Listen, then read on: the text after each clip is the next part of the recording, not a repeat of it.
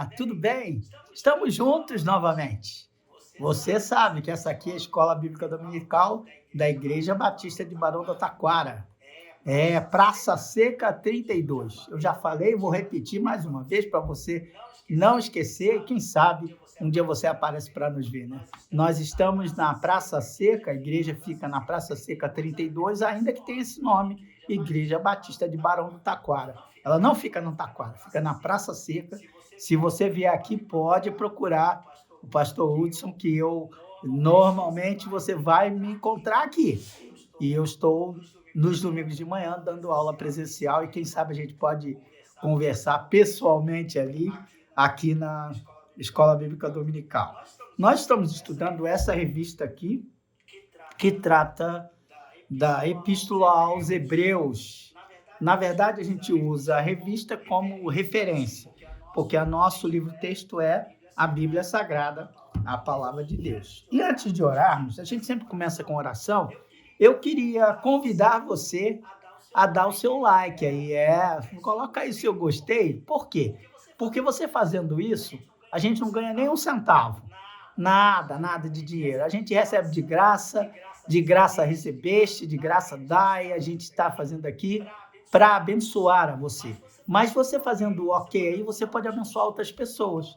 Por quê? Porque o YouTube, ele vai achar que este aqui é um vídeo relevante e pode fazer a propaganda desse vídeo para outras pessoas e a gente vai ter um pouco mais de visualização. Para que a gente fala isso se a gente não está ganhando dinheiro nenhum? Sabe por quê?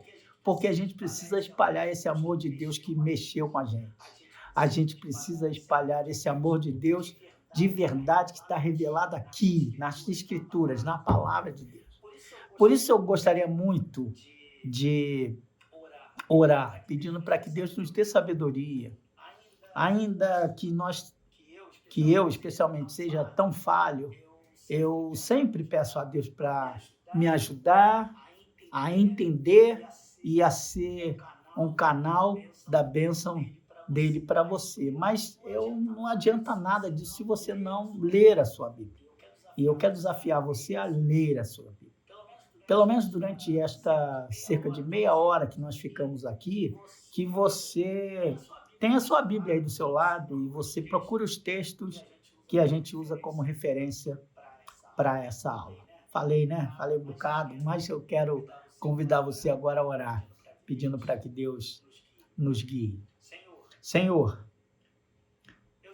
eu te peço, em nome de Jesus, tu que atravessas os séculos, os tempos, que tu possas abençoar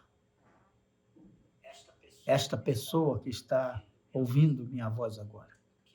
Que ela possa ouvir a tua voz e que a tua voz sirva de consolo, de alento, de conforto e de encorajamento. Eu te peço assim e faço isso, confiado no nome de Jesus. Amém. Muito bem, abra lá Hebreus capítulo 3. A gente vai ver Hebreus capítulo 3, mas vamos fazer uma rápida recordação. A gente já falou sobre o autor, que a gente não sabe quem é o autor. A gente já falou sobre o público-alvo, que muito provavelmente são judeus, hebreus, convertidos ao cristianismo, que por causa da perseguição estavam querendo, vou falar entre a gente aqui, meter o pé daquele sofrimento, daquela angústia, daquela perseguição sem fim, né, no começo do Império Romano. Mas o autor chega para chamar a atenção, nossa atenção, de que a gente precisa ficar firme, independente das circunstâncias. E semana passada, na última lição, a gente viu aqui, no quadro, a gente viu Abraão, a ideia de uma grande nação, a proposta de lei, de um sacerdote de sacrifício. Jesus é o próprio sacerdote e o próprio sacrifício, ou seja, é um intermediário entre nós e Deus. E aqui nós vimos também que somos peregrinos, né? Peregrinos nessa terra. A gente viu também na lição passada alguma coisa relacionada sobre lei. Aqui a gente falou sobre lei e graça. A gente vai tentar se aprofundar um pouquinho mais nesse assunto aqui a partir do capítulo 3.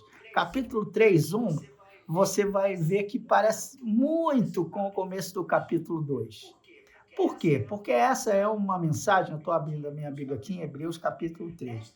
Esta é uma mensagem só, mas aqui parece que ela foi compilada, organizada, para que a gente tenha uma ideia do todo. E nós estamos caminhando para a metade do texto. O que significa isso? Significa que a gente vai acumulando conhecimento para depois nós entendermos e aprendermos melhor aquele clássico trecho de Hebreus capítulo 11, a galeria dos heróis da fé. Aquilo não aparece por acaso.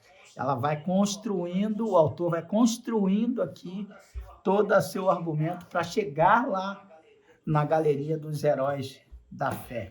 Olha aí, nós vimos semana passada que Jesus é superior à lei. Agora nós vamos ver que Jesus é superior a Moisés. Olha que coisa interessante. Jesus é superior a Moisés. E a gente vai ver aqui nesse capítulo 3. Diz assim o começo do texto. Portanto, santos irmãos, participantes do chamado celestial, fixem seus pensamentos em Jesus, apóstolo e sumo sacerdote que confessamos. Ele foi fiel àquele que o havia constituído, assim como Moisés foi fiel em toda a casa de Deus. Jesus foi considerado digno de maior glória do que Moisés, da mesma forma que o construtor de uma casa tem mais honra do que a própria casa.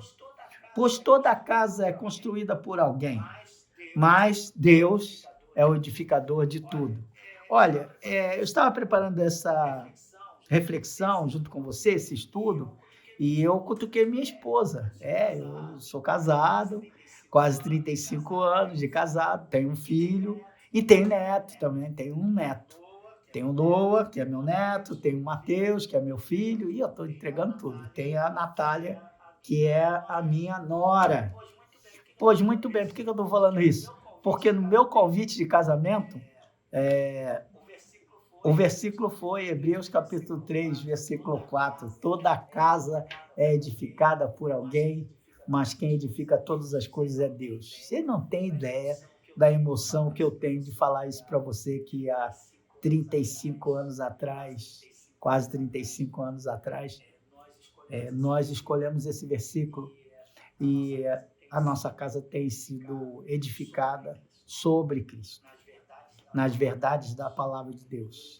E ele tem sido gracioso, misericordioso, bom, Deus é bom demais, como dizia um cântico antigo.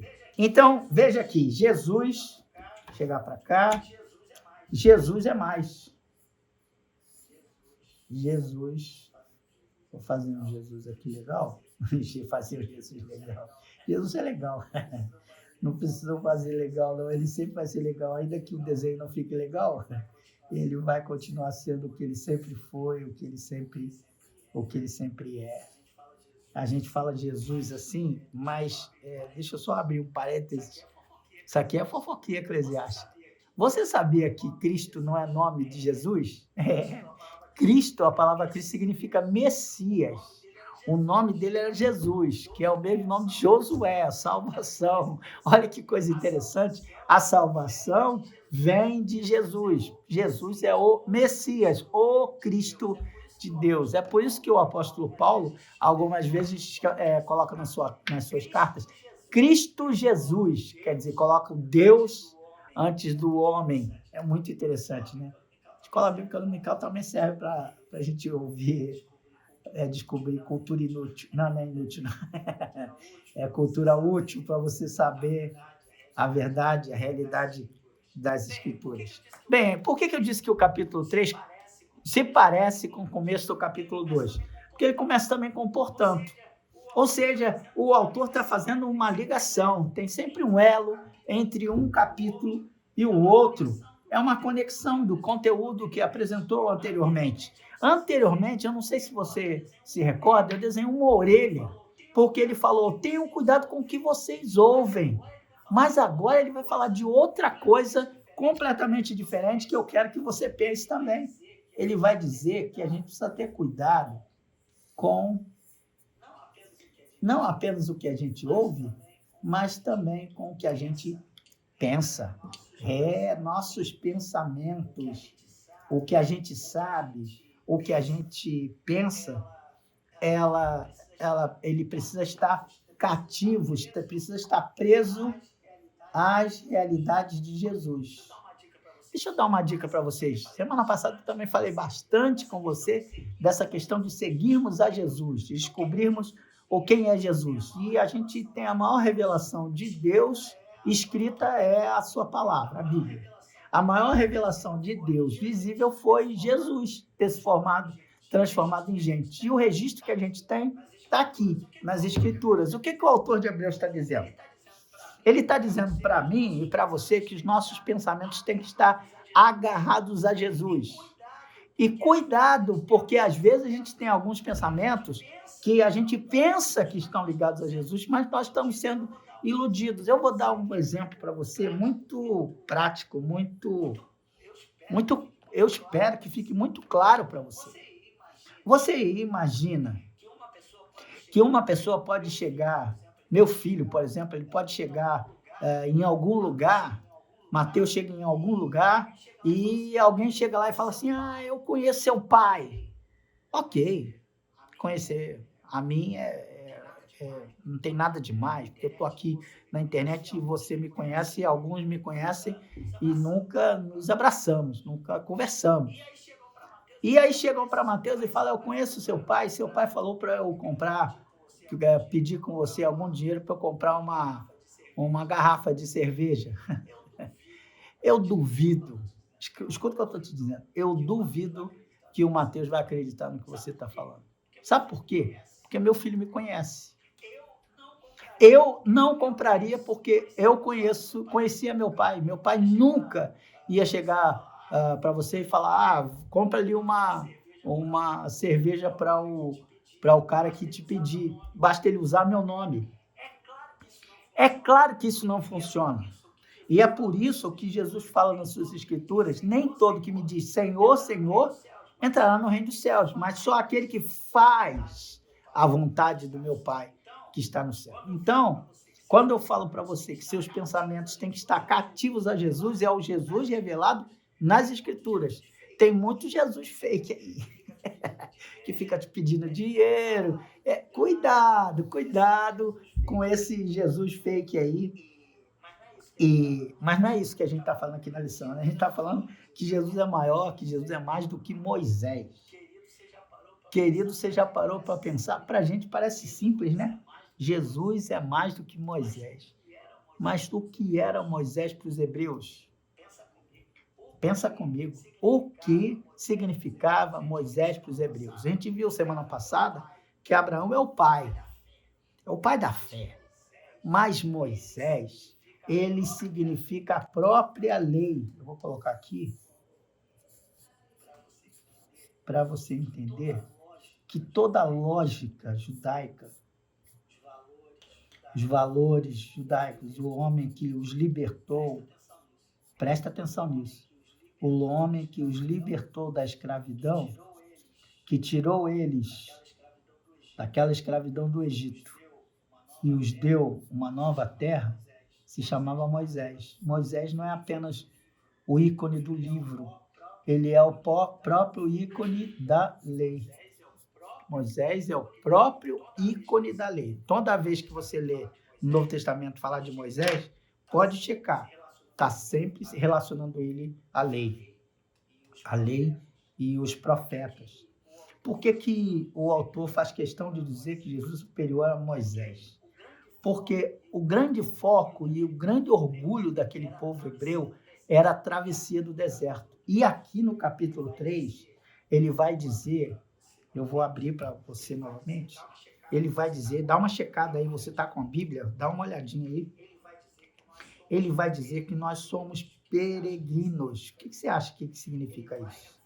Ele vai fazer referência àquela travessia no deserto.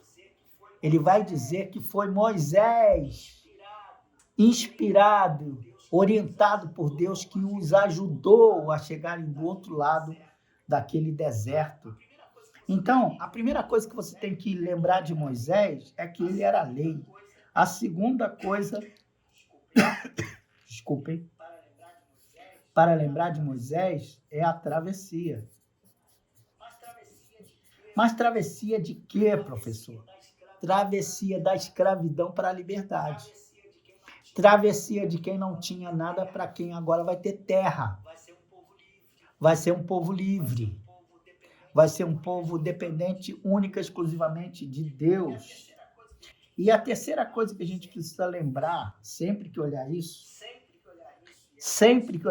e é por isso que o autor faz questão de mostrar isso aqui, que o Moisés não era o povo, que o Moisés não era quem tomava as decisões. Moisés era o canal de Deus para que se chegasse ao povo. Moisés era o líder da nação. Moisés era o grande líder daquela nação. Jesus é mais do que Moisés? Claro que é. Sabe por quê? Onde está Jesus, está não apenas a lei, mas está a graça.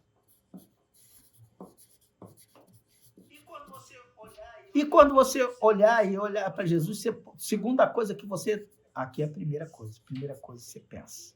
Vamos ver aqui, primeira, segunda e terceira.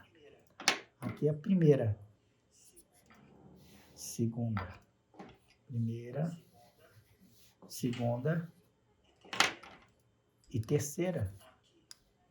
Aqui, travessia. Aqui, líder. Agora preste atenção no que você está olhando aqui no papel. Bem, Moisés é símbolo da lei, ele esteve com o povo na travessia e ele foi o líder do povo o tempo inteiro. Agora olha para Jesus. Jesus não é representante da graça, ele é a graça. O que é graça? É presente. Graça é igual a um presente. Você recebe um presente, uma dádiva, um valor.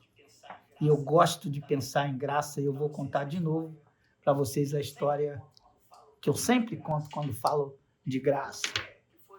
Você que foi educado nos anos 70, 80, às vezes também você de hoje em dia devia ouvir assim, o que eu vou ganhar quando chegar ao final do ano. Pobre sempre falava assim, você não faz mais do que obrigação para você passar de ano. Aí meu pai sempre questionava, que história é essa que você quer ganhar presente para passar de ano? Porque meus amigos ganham presente quando passam de ano. E meu pai falava para mim, você não faz mais do que sua obrigação. Passar de ano é sua obrigação. Você só estuda, então, por favor, tem que passar de ano. Então não adiantava, não colava essa história de pedir presente no final do ano, não funcionava com ele. E isso não apenas eu, mas todos os meus 5 irmãos, né? Somos 6. Só que teve um ano que meu irmão, abaixo de mim, ficou doente. E ele ficou reprovado. E meu pai sempre ameaçava a gente a bater se a gente ficasse reprovado, porque ia repetir um ano inteiro. Então, a gente tinha que aprender a ser responsável também com as coisas. Meu irmão, então, ficou muito doente. Eu me lembro que eu tinha mais ou menos uns 9 anos. Ele ficou muito doente e ficou reprovado. E sabe como é criança, né? Fica assim, e agora? Meu pai vai bater no Evert, o Evert vai apanhar e tal. Rapaz, que coisa incrível. Chegou no final do ano, meu pai deu um presente para o meu irmão. Deu um presente para ele. E eu não entendi nada daquilo, não entendi nada. E ali eu comecei a questionar os critérios do meu pai. E teve um dia que eu fui perguntar para ele, por que Evert ganhou um presente no final do ano, se ele nem passou de ano? Como é que ele ganhou um presente? Aí meu pai disse, o presente é ele estar aqui conosco. O presente é ele poder brincar de novo com você e seu irmão continuar contigo. O tempo passou, a gente cresceu, e quando eu ouvi falar de graça, eu sempre lembro dessa história. Sabe por quê? A misericórdia era ser livre do castigo. Meu irmão ficou reprovado e meu pai então fala, não vou te castigar não, isso é misericórdia. Mas ficar reprovado e ganhar um presente sem merecer, isso é graça. Deus foi gracioso conosco, porque ele se deu por nós, na pessoa de Jesus. Então, graça e a travessia. Qual é a similaridade da nossa travessia para a travessia daquele povo? A similaridade é que nós somos peregrinos nessa terra e que nós estamos atravessando esta terra. E na travessia existem muitos problemas. Mas tenha certeza de uma coisa, como Moisés estava com aquele povo o tempo inteiro, Jesus está conosco na travessia. E 3, ele é o líder, mas ele é o próprio guia nessa travessia. A gente pode passar por muita dificuldade, mas Jesus está a nos guiar. E o autor da Epístola aos Hebreus vai relembrar uma coisa que eu quero relembrar aqui com você, para você ver como ele está tão afinadinho, encaixado com o Antigo Testamento. Em Salmo 95, ele vai contar essa história, mas depois você pode reler a história toda em Êxodo, capítulo 17. Êxodo 17. Tive o cuidado de ler, e olha que coisa interessante. Você sabe que logo no começo eles saíram lá do Egito, atravessaram o Mar Vermelho, a pé seco, e logo no começo eles chegaram a um lugar chamado Elim.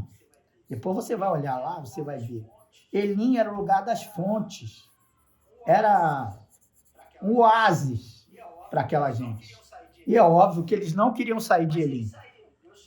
Mas eles saíram. Deus chegou e falou, vamos continuar a viagem, que a gente tem que chegar na Terra Prometida. E eles foram para um lugar chamado Refidim. Refidim.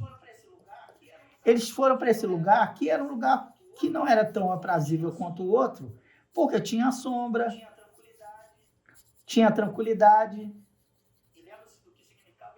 E lembra-se do que significava Elim? Elim? Fonte de águas. E Refidim? Qual era a diferença de Elim e Refidim? É porque uma tinha água e a outra não tinha. Simples assim. Refidim era um lugar bonito, era um lugar verde, era um lugar aprazível, mas era um lugar que não tinha água, eles estavam atravessando o deserto. Olha a dificuldade, atravessar o deserto, chegar num lugar para acampar e não ter água. Depois você lê lá, Êxodo, vou colocar aqui, Êxodo capítulo 17. Você vai ver essa história que eu estou fazendo aqui.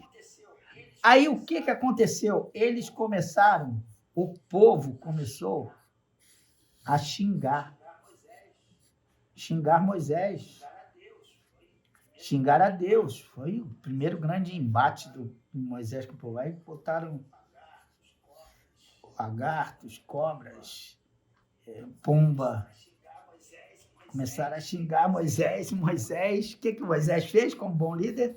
Ele foi orar e falar com o povo, com Deus. Ô Senhor, o povo quer até me apedrejar. Sabe por quê? Porque o povo estava falando assim, vamos voltar para o Egito, porque no Egito tinha água, a gente não ia morrer de sede. Olha que coisa. E aqui tem um dado que eu quero passar para você, que eu acho que é muito relevante. Refidim significa descanso. Mas como você vai ter descanso no meio de um lugar que não tem água no deserto? Na verdade, é local de confiança, local de descanso na providência do Senhor. É Refidim. E é muito interessante porque você sabe que isso acontece com Moisés 2 vezes. Moisés ora e Deus fala para ele, Moisés, pega os líderes, pega a sua liderança, vai ali na frente, naquela pedra, aquela grande pedra, bate na pedra e da pedra vai jorrar água. Acontece isso com Moisés 2 vezes, viu? Essa aqui é a primeira. Moisés bate na pedra e ali sai água.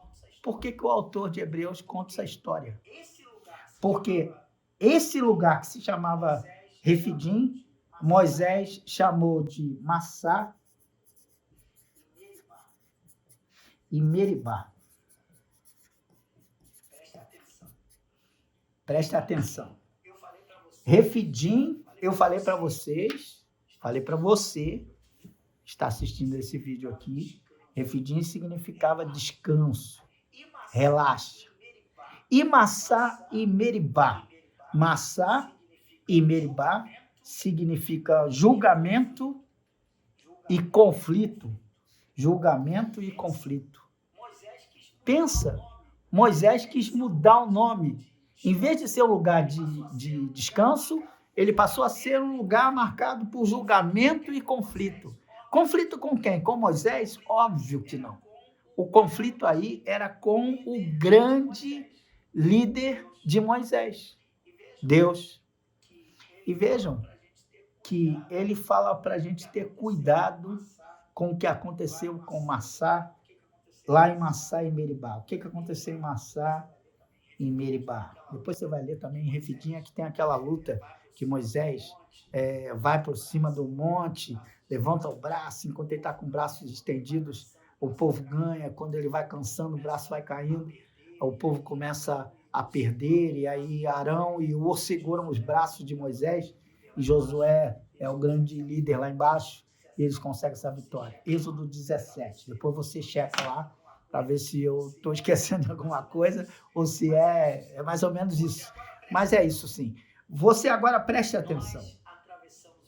Nós atravessamos o deserto. A nossa vida é um deserto.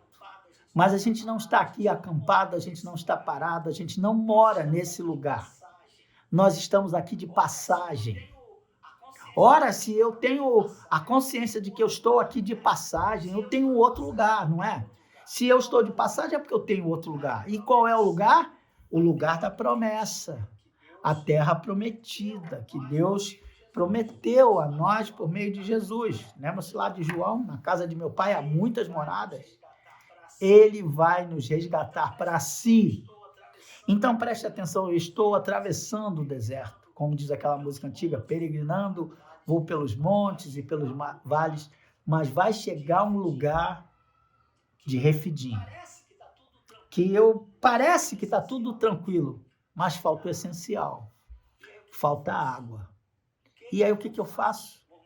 O que eu faço? Murmuração, eu reclamo, eu resmungo, eu brigo, quero voltar para o Egito? Não, porque ali também é um lugar de Massá, de julgamento. Ali eu vou ser julgado pelas minhas ações. É isto, exatamente isto que o autor de Hebreus está chamando a atenção. Que nós temos que escolher muito bem, pensar muito bem, porque toda ação vai trazer consigo uma reação. E Deus, ainda que seja gracioso, vai chegar um dia que ele vai bater na mesa e vai falar, chega. Então, cuidado, pense bem, faça boas escolhas na forma como você anda, como você encara a sua vida, para que você afine com a vontade de Deus. Eu vou ler para você versículos 12 e 13 do capítulo 3. Cuidado, irmãos, para que nenhum de vocês tenha um coração perverso e incrédulo, que se afaste do Deus vivo. Cuidado, para você não ter esse coração duro, perverso, incrédulo, que se afasta do Deus vivo. Ao contrário, isso é bonito, isso é coisa de igreja. Encorajem-se uns aos outros todos os dias, durante o tempo que se chama hoje, de modo que nenhum de vocês seja endurecido pelo engano do pecado, pois passamos a ser participantes de Cristo, desde que, de fato, nos apeguemos até ao fim à confiança que tivemos no princípio. Então é isso. Eu tenho que me apegar a Jesus, me agarrar a Jesus, ter o pensamento cativo em Jesus. E é por isso que quero te parabenizar, porque chegou até aqui. A escola bíblica é um sinal de que você está interessado nisso. Outro sinal que você vai mostrar para mim, para Deus, que você está interessado nisso, é abrir sua Bíblia e compartilhar com outras pessoas da verdade que está lá. Você, ler a sua Bíblia e ver se faz sentido o que nós falamos aqui. Minha oração é que você tenha uma semana muito abençoada e que Deus possa te dar a direção certa. Ele é o grande líder. Ele é a graça revelada a nós. É Ele que nos ajuda a atravessar esse deserto. Confiamos nele.